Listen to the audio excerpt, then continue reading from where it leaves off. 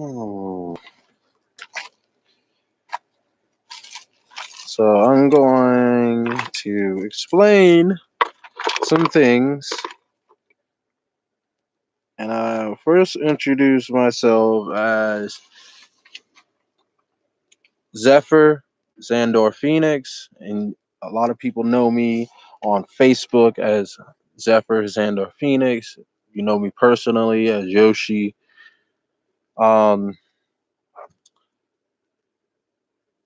but besides all of that, let's get beyond. If you know who I am, you know who I am.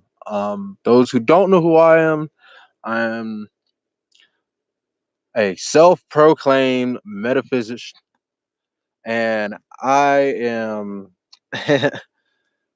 here to teach people some ideas, some techniques that I learned for myself that I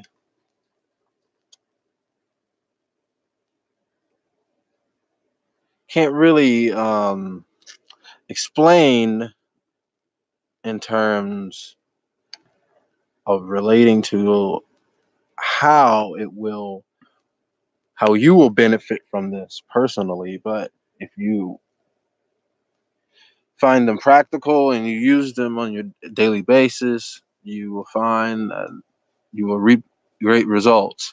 And the results are highly beneficial um, when it comes to being a conscious creator in your life. Now, those who are conscious creators in their lives, it's very simple. Those who are not, those who do not understand what that means. Um, I mean, it's self-evident. It's someone that actually understands and creates each day consciously with their intention, and they get the results that they want out of life. Now, I'm one of those people. I'm not bragging any more than anyone would brag about, being highly athletic. Um, Psychologically, um, I chose to exercise my brain instead of my body. So, I mean, and with all of that, I exercised my brain, and also it tuned up my body too. So I'm not weak. I also have a decent amount of muscle, which is pretty interesting. And I don't really work out, and it's kind of very interesting. Um, I did do a lot of work in the past, but that doesn't matter. What I want to talk about, sorry, I didn't want to go into a rant, but what I want to talk about is dimensions. Now, my understanding of dimensions in the spiritual world, it's not very uh it's not very physical. Physicality is not physical. Not physicality is physical. Spirituality is non-physical to a certain degree, but does it this is where the physicality springs from, is the thin layer of spirituality in between. And the non-physical, I would say, is the other world, the dreams, the world where our dreams are. Um, we can all say these are speculations, but or whatever. But I want to talk about these dimensions specifically with the idea of consciousness. Consciousness needs a needs a well, not necessarily needs. It's necessary for the consciousness to, in order for it to relate to itself. It is suspended on a plane, and a plane will be like, a sphere. I mean, it's not necessarily a sphere, but a flat circle you'll see the plane will be a circle. Now, if you were really tiny and you were in that would look like it would stretch out for forever. Now, to a degree, if you get to a certain degree, it looks like it curves. Now, it's just saying you'll see it round. It's flat. It's actually flat. Now, in this case of the consciousness relating to itself on a plane, it looks out in all directions. It spreads out in all directions. That's what light does. Now, the eye is curved, so is light. The earth is curved. So, there's an illusion that is happening on this planet, especially when it comes to the flat earthers and their understanding of the planet being flat. It's not necessarily flat, but I'm talking about specifically a metaphysical understanding. It's energetic. The way that consciousness understands itself, it spreads out in all directions, and then it pings off of itself when it reaches the bounds of as far as it can go. It echoes back on itself. That's what all light is doing. Now, you see a flashlight, you have a flashlight. No, I'm not like my nose is itchy, but I'm going to continue with this in a second. The relation to what I'm talking about, the plane. It's a round circle. This is a small dimensional aspect that I'm trying to explain to you. Um, so let me get back to what I was saying. You got you have those dimensional aspects that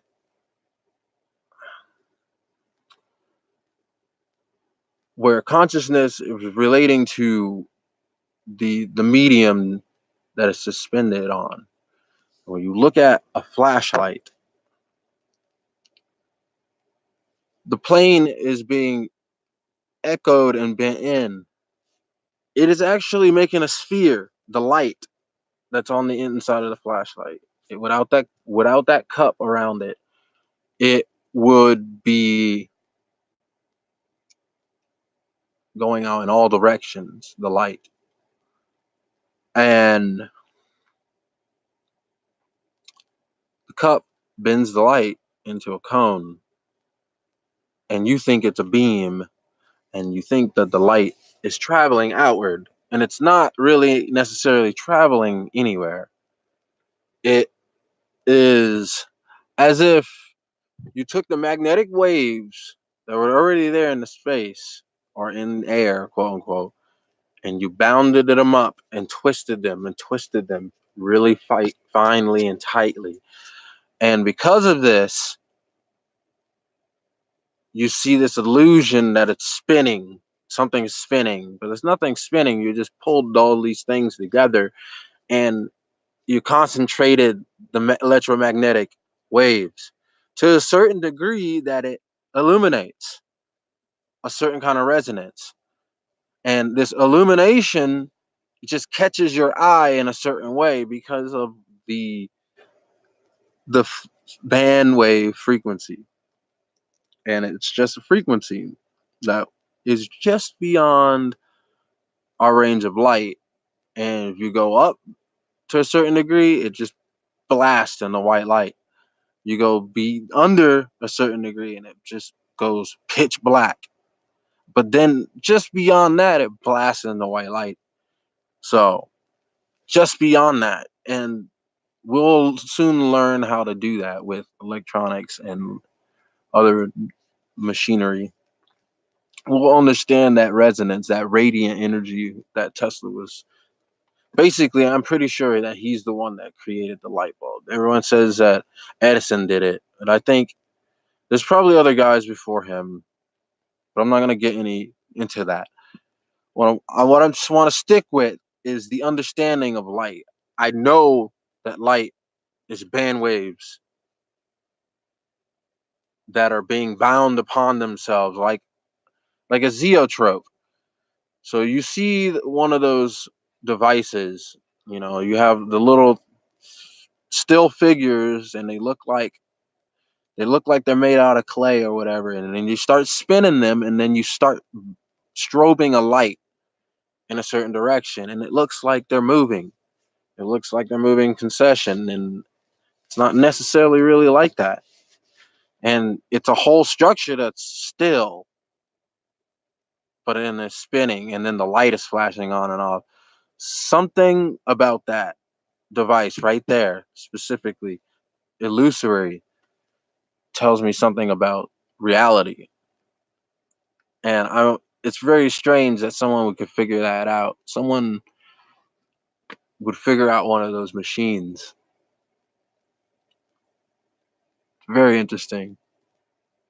Um, so these dimensions that I'm talking about are specific dimensions. Like, I'm not talking about the first, the fourth, the fifth dimension, and none of these. These are descriptive understandings about the structure of reality. I mean, that's any kind of dimension. That's what I'm talking about. So when I say dimension, that's what I mean. I don't mean the first, second, or the third dimension or the fourth dimension. I'm not talking about time. I'm not talking about physicality. I'm talking about structure in itself. So if you want to follow what I'm talking about, I hope you understand. These are the things that I'm talking about. Now, when consciousness is in being, and consciousness will always be in being, it will never be in anything else but being. So basically, you're no dead than you'll ever be. Consciousness projects a plane of existence. It also projects itself into a body. It has to have a medium to relate to, have something to relate to. Okay, there's the sky and the ground, there's night and dark, there's sleep, awake. You know, these are these things that are very contrasting in the dynamics of existence. And there's a balance there in nature for a reason, for you to keep reminding yourself, to keep reminding you, so that you remind yourself of the truth. Don't forget that there's light and dark. Um, these simple constructs about uh the constructs of these structures. It's not necessarily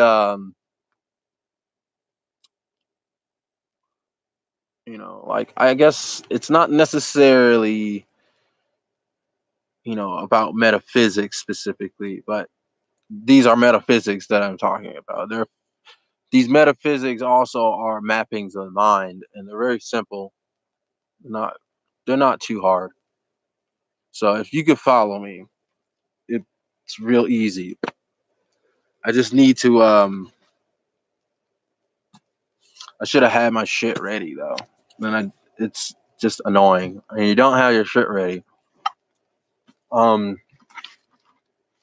Let me see. Let's see. There's something I can. Where's some scissors at?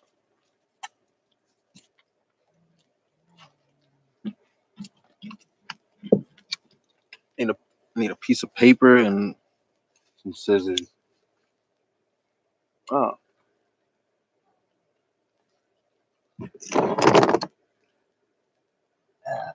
you're looking at Lucis Wayne's cats.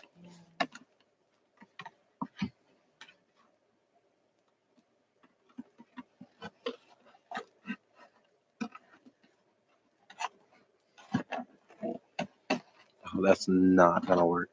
This is so greasy.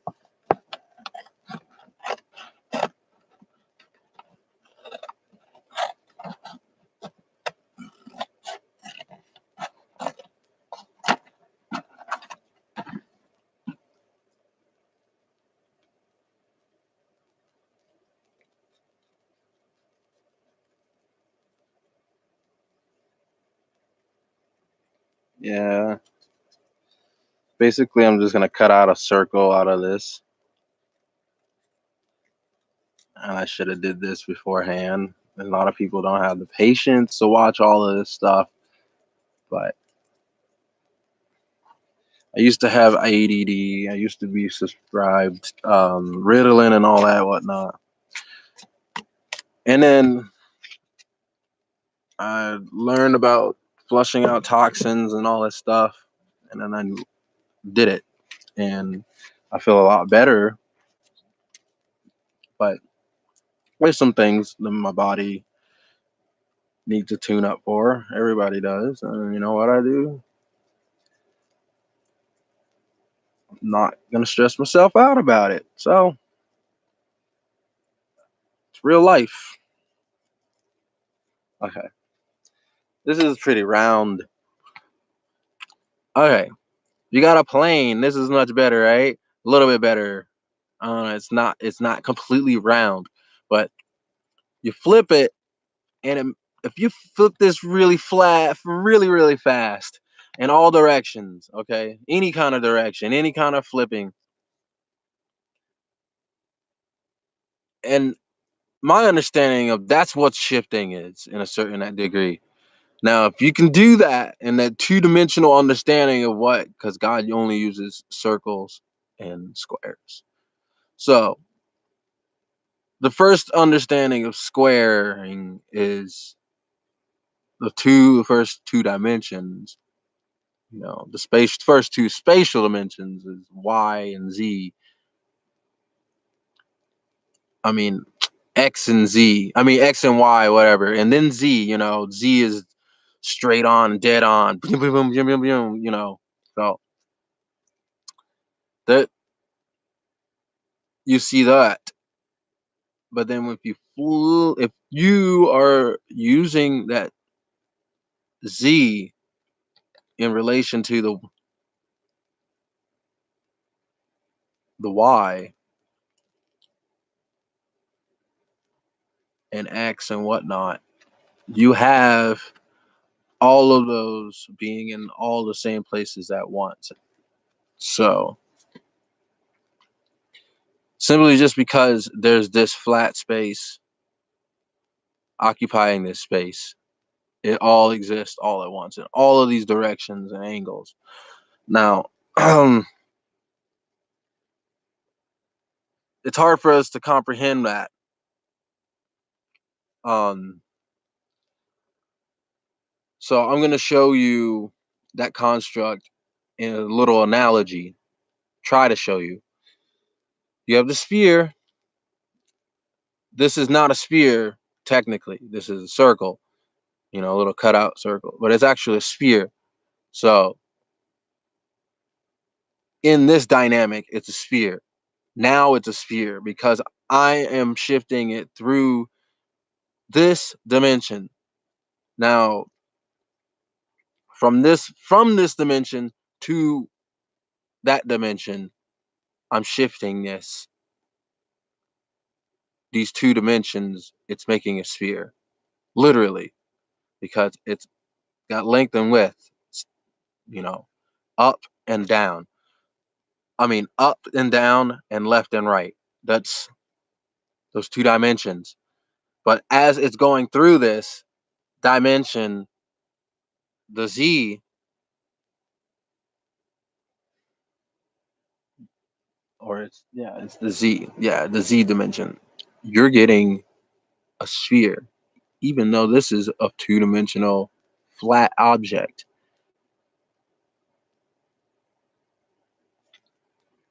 It's a really crude looking sphere, but when you pull it through this dimension, it looks like a sausage, but it's not. It doesn't look like a sausage. The way that time and the relation to reality, everything is curved. So literally all of that, what we're seeing is curved. All of this. Even the straight line that we think we're seeing here is not straight. It's curved because your eyeballs are curved. And that cone they keep drawing, the cone that they draw, that goes into your eyes and cross intersects is you actually your eyeball stops the other side of the cone, but that other cone is actually branching out, and it goes and goes and goes and goes. It's not going in a straight line. It's curving back around on itself. Where do you think it's going? Where do you think it's curving back around to? Hmm? Because that light is not going in a straight line. It's not. I know it's not. You look at a crystal. You look at a fish tank. You look in the water, and the water shining like the light through it. And you look at one side and the fish looks way bigger than it really actually is, and you're like, that's weird. Why does it do that? Everybody tells you, oh, it's the light bending, but the dynamic of our eyes and the dynamic of light in general, it's all curved. So everything is this weird bubbly effect or concaved weird effect that we're not really seeing, that we only see certain aspects of reality. There's light that's curving in a certain way that we're missing angles. There's certain colors and there's certain frames of reality that are shifting or folding over itself to a certain degree that we miss those folds. We miss them. We do not see them. So what I was continuing with that is that this while this is spinning, it makes a sphere.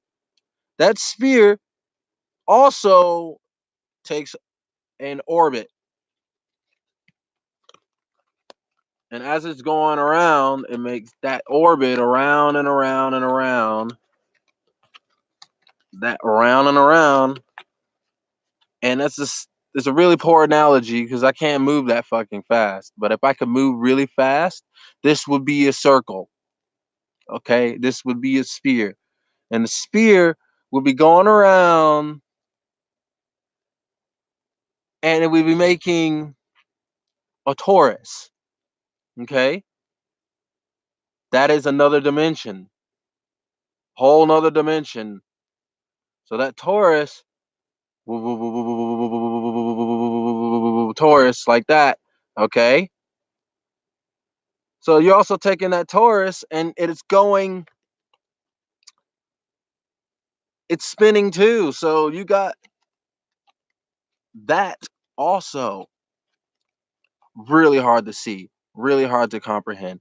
But then you have another sphere, and that's a whole nother dynamic, a whole nother dimension. From that dimension, from that dimension, it's shifting that again. And there's a torus, rings and spheres. Shifting that again, you get a giant, bigger sphere.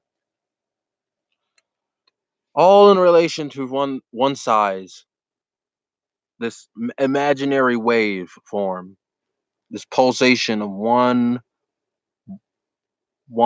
quote unquote atom. Now, it wasn't an atom in the beginning. I'm using all of these as analogies. I'm pulling these all together. I'm losing you. If you're getting lost, that's because it's not it's because of your discernment. It is not because I'm trying to fool you. I'm not trying to change your mindset or anything. I want people to understand that there's certain things that they may not be watching in the physical world. And I just put a stupid analogy. If I had 3D graphics and all this stuff, you would see an amazing flashy show, and then you would totally understand what I'm saying. And there'll probably be someone out there that'll probably take this idea, but you can't. Don't.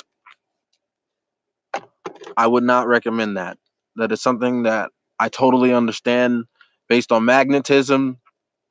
So it's not about taking it It's about using it practically. Will you use it practically? Will you understand that you are much more than yourself? So these are uh, little terms and ideas that you can branch into each other. And this is basically one of my abilities that you can easily tap into within yourself that you have as for discernment. Now, these constructs are not, um, they're not hard to wrap your head around. Um, they're very simple, and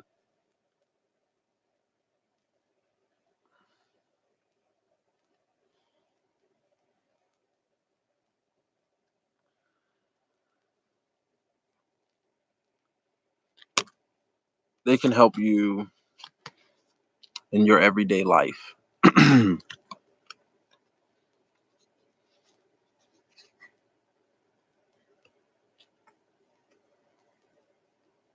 Let's see. Another technique that I would like to share is the pyramid corridor. Now, everyone sees the pyramid and they see the all seeing eye. That is trickery. And a lot of people will disagree with me on this. It is not trickery in the way that they think. Now they're falling for it very easily because it's trickery in the way that they're falling for it. Now, the trickery is this. And why are they doing it? Because it is highly attuned to your nature and your dynamic, your psychic dynamic. Your psyche is attuned in this way so that when you want to visualize whatever you want in the world and anything that's very fine tuned to your beliefs and constructs of an understanding, if you're a conscious creator, you will understand this, that you know that this image is what is used to allow you to pull anything from your future or your past into the present and create that moment and make it real. Now, they're getting people confused about what is real. They don't know what is real anymore, and they don't know what is the truth. And they're taking away the truth, and I learned it real fast. Right as my house was burning down. My house was burning down, but I was learning all this stuff up until 8 months before it burned down. And this was right before 2012, July 23, 2012. Wait, it was 2011, right? That's when the house burned down. 2011 is when that house burnt down. But 8 months before, I was being schooled by angels and guides, and people are not going to believe that story. They're not going to believe it. I want to talk about my story as I go along and give you my story in several different lives posts as I go along. I'm not going to reveal all of this stuff on this post, but I just want to let you know that there's something that's happening to me, and something that I've understood for a long time, and I want people to know it might happen to them. And when it does, they're not going to know what's going on, and maybe they might want to understand what's going on. They call it ascension, they call it the event, they call it all these things, but I don't know. There's no word for it. And it's kind of like critical mass, if anything. You have enough people that learn enough things about certain things, then they change their mode of understanding. and way of doing things altogether. So that's critical mass. I don't want to like go as far as uh the one in all, you know, revelation kind of understanding of apocalypse ending kind of world situations. I don't believe in those. I don't really want to believe in them, and I don't want to like this, persuade anyone to believe that I am any kind of guru either, in that sense, to be guiding you away from that or into that. So whatever.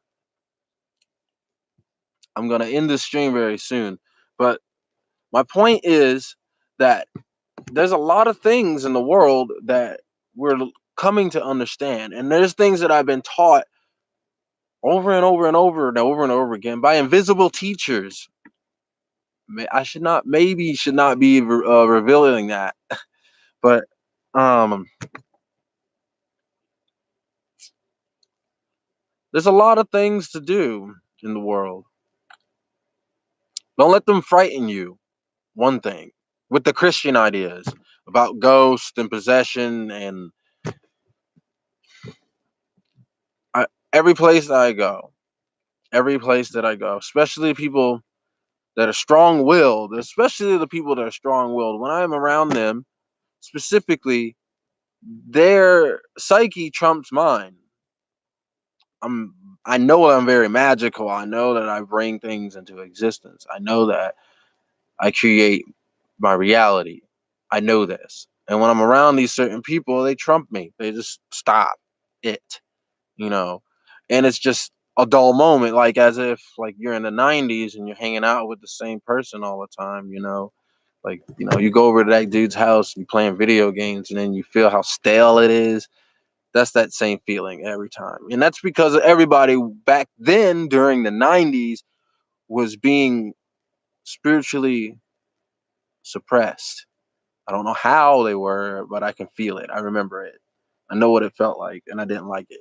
I don't like that feeling. It's different now.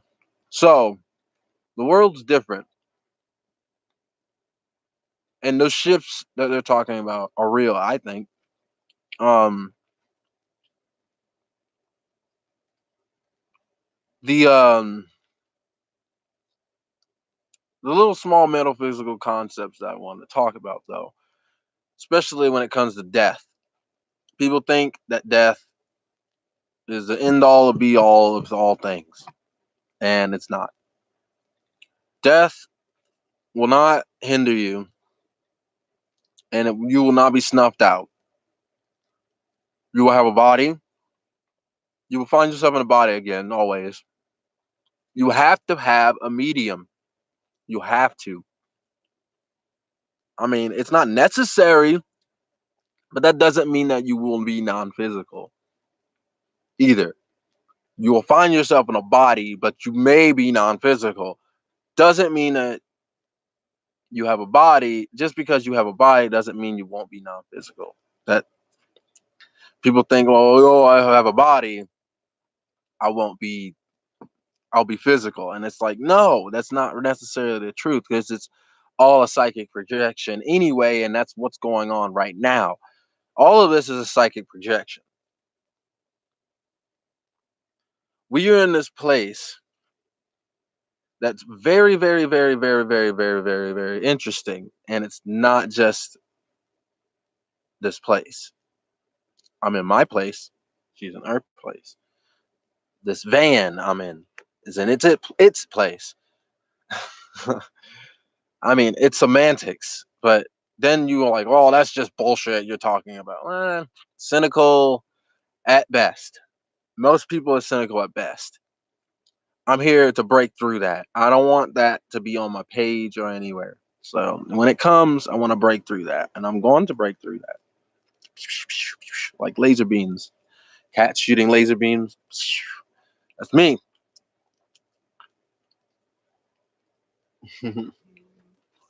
So in the beginning, Everything was always was, just like now. In the beginning, there was no Big Bang. Scientists are gonna be like, "Oh, fuck you! Now I don't want to listen to you." Anybody that was scientific is gonna be like, "Nah, fuck you. Your page is bullshit. You don't know what you're talking about." I do know what I'm talking about specifically in understanding are white holes in consciousness and the relation to black holes, negative matter, positive matter. You have different octaves of light. You also have different you also have different octaves in matter. You also have different octaves in sound, which is another form of light. So once we start understanding the octaves of sound, we'll be able to carve stone with just sound. That's how the pyramids were made.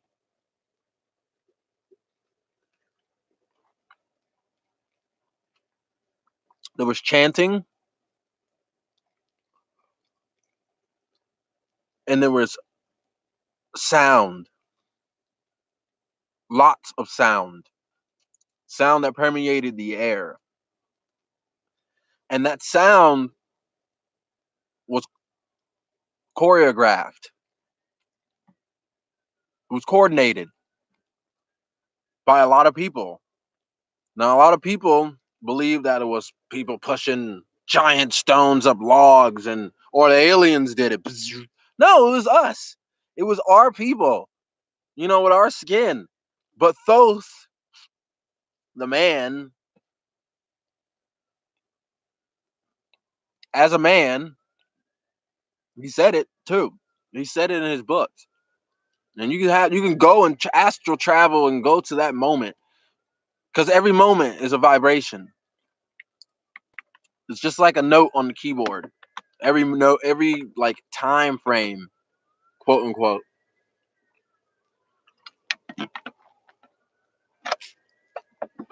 Every time frame is like a moment, or not a moment, but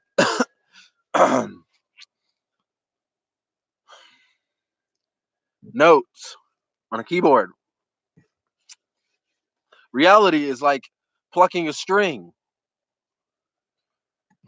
Now, reality is the result of thousands of millions of strings being plucked at all at once. Thousands of billions of infinite strings being plucked at once. That's what reality is, okay? Reality is reverberating this echo to an ecto point that the resonances are passing over each other and interweaving even more and amplifying because they're, and you hear this in acoustics. If you work with music, you play one sound and you play another sound with the same note. They amplify in the air.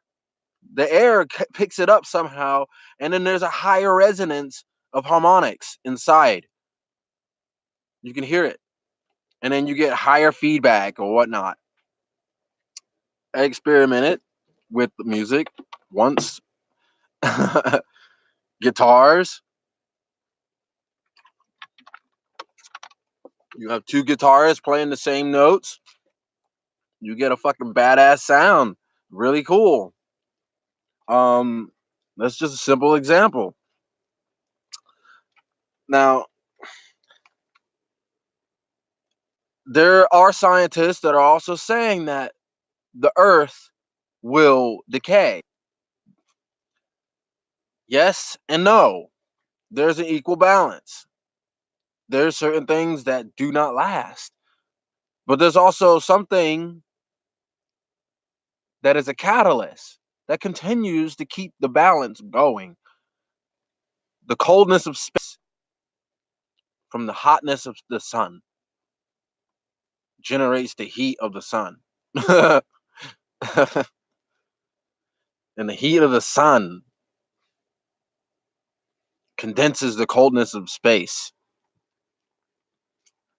And that heat is compression. That coldness is compression. And that heat is expansion. Like, it's amazing.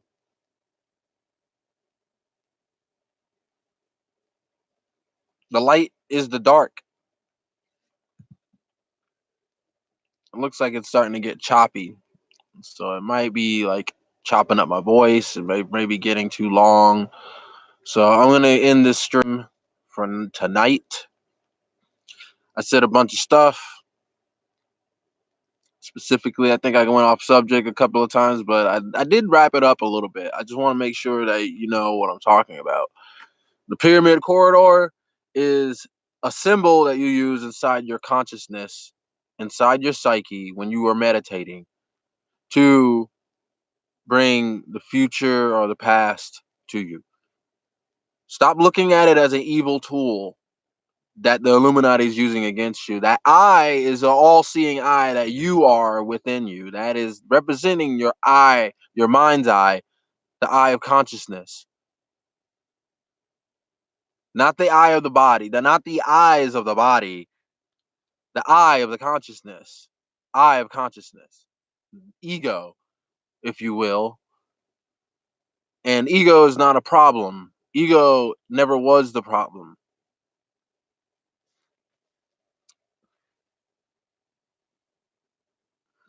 My themes always has been and always will be light and dark. The Tao. That's the theme of the world. That's the theme of the universe. The two equal opposite pairs.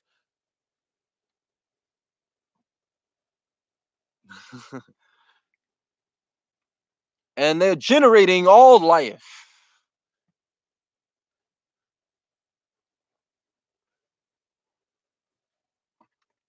You cannot be completely positive, only positive. You can't. It's not possible. And I'm not saying that it's impossible, but it's just does not serve the theme of our reality. So it will not be possible in the probabilities. The range of probabilities exceed is either beyond that range or exceeds that range. So life is based on propensity. It's like when you're boiling a pot, you have water in it. And you're boiling the water. I'm sorry, not boiling a pot. Excuse me. You'll have a pot and you have some water in it and you're boiling. And you get to a certain threshold and you have it like 2/3 of a full, whatever. Um, and you are watching the bubbles build up. Propensity is basically the range of heat that you apply, and that is based on from 0 to whatever scale of frequency. Okay, now reality is sitting on top of that burner and receiving the energy based on that, and then you're seeing the result. That's reality. What's pot? The pot that's holding the water and all that, that's boiling up. That's reality. That's what's happening in reality, so on and so forth. Now, your thought and intention is the heat when you're putting it through in the burner, but you're putting it into a certain range. So you're saying you're putting it at 6, you're saying that you want to resonate at 144 hertz, quote unquote. This will make all the water boil. Now, that's just my understanding, and this is how I'm trying to interpret this. And the water, what is happening happens only due to the threshold of how much water comes out of the top of the pot. Now you have little specks of water dropping out. These are little thoughts and dreams and little actualizations, like little discoveries here and there. But then it gets to the point where that you're still applying the same amount of heat. The water is getting expansive to the point where it pushes all the water out of it. And all the water is coming out of the container and it's bubbling up. That's critical mass. This is what we're getting to. This is what reality is going to get to.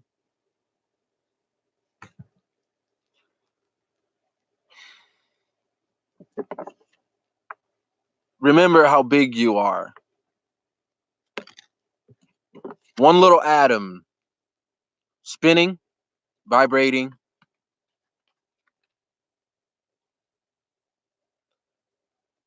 in all the ways that it can possibly vibrate.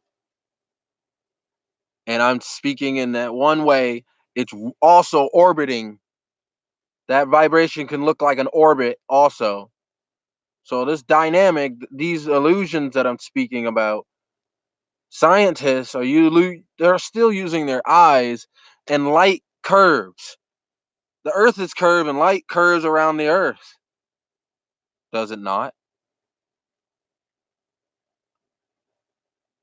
When you look at something and you have light shining behind it, and then cast the shadow, and as you're moving the object from peak point of the light, where the threshold of the light is,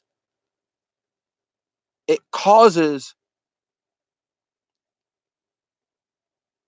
the shadow to stretch and bend, and we call it bending light. Light is not necessarily bending, but is curved. It's not bending. It's already bent. It goes back around on itself. So the light that's coming out of a light bulb is bending back, boomeranging back down the same quote unquote stream. It's just bands of electricity wrapping up upon themselves, but they wrap up and they shoot out like an erection, and then they're stuck and they seem still and they don't seem like they're moving. This is literally what light is. It's literally what light is. There's nothing moving, nothing. But these bands are there. Those bands, you would say that's lens flare. But those bands occur in your eyes also. And those bands look straight.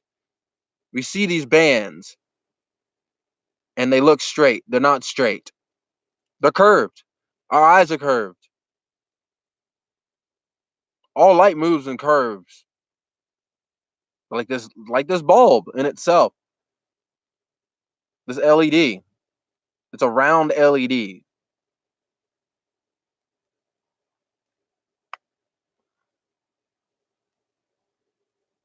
The whole thing is illuminated, but there's light source in the middle of it, down deep inside that little plastic peg inside. But the light is projecting outward in a sphere that we cannot see.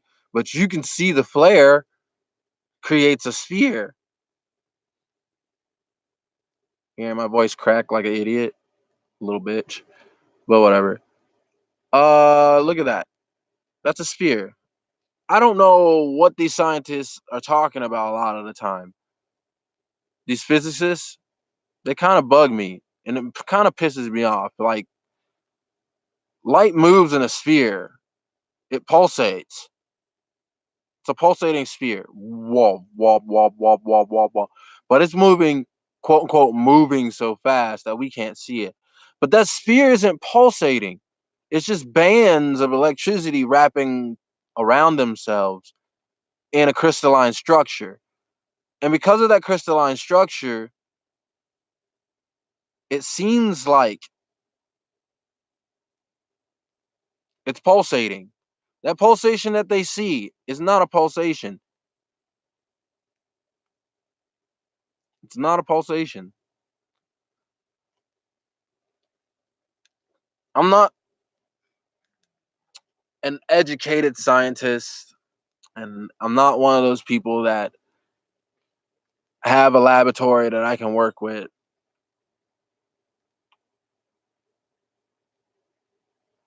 But how do I know what I know? There's a lot of things that I've been studying in nature and in reality myself.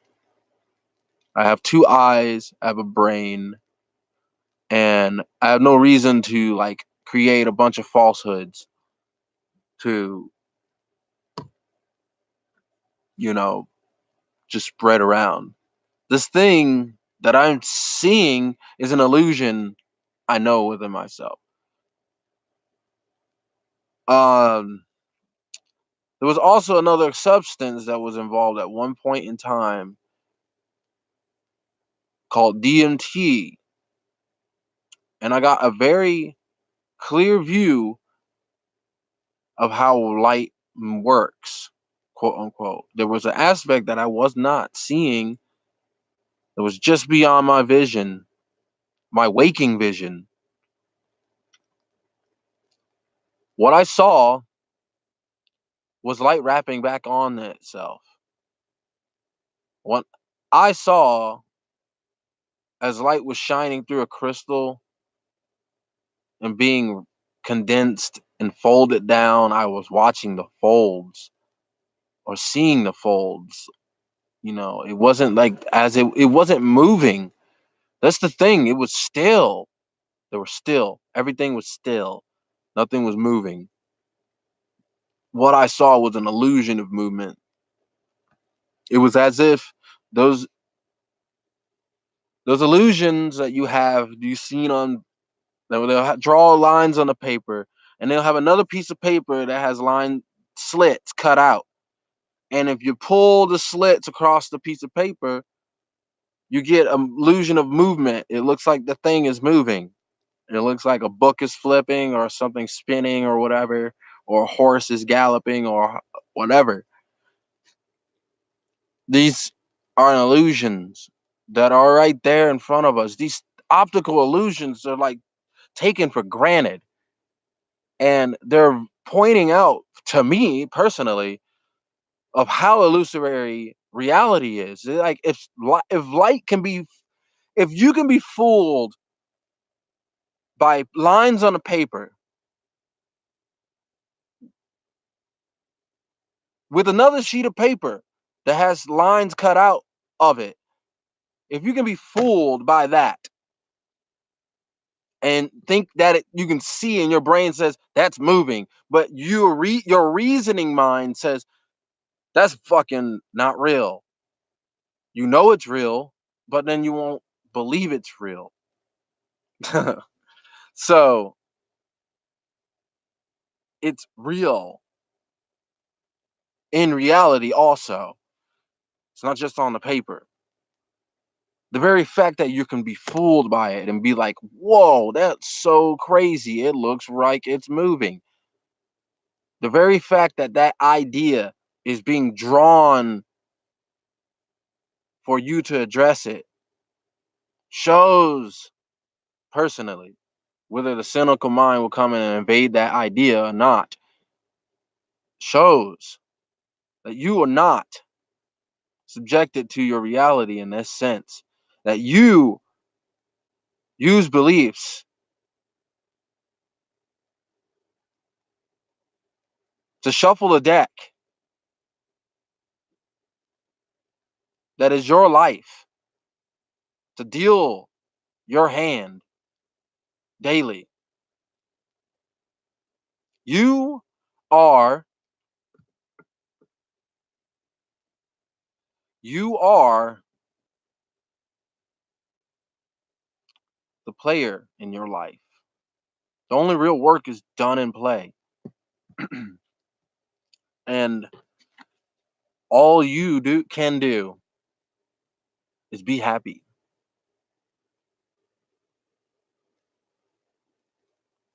All the other shit doesn't matter.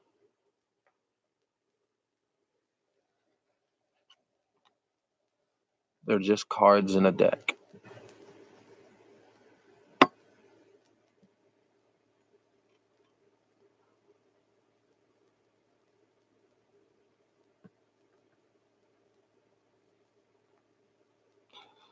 Good night, people. You have a good night.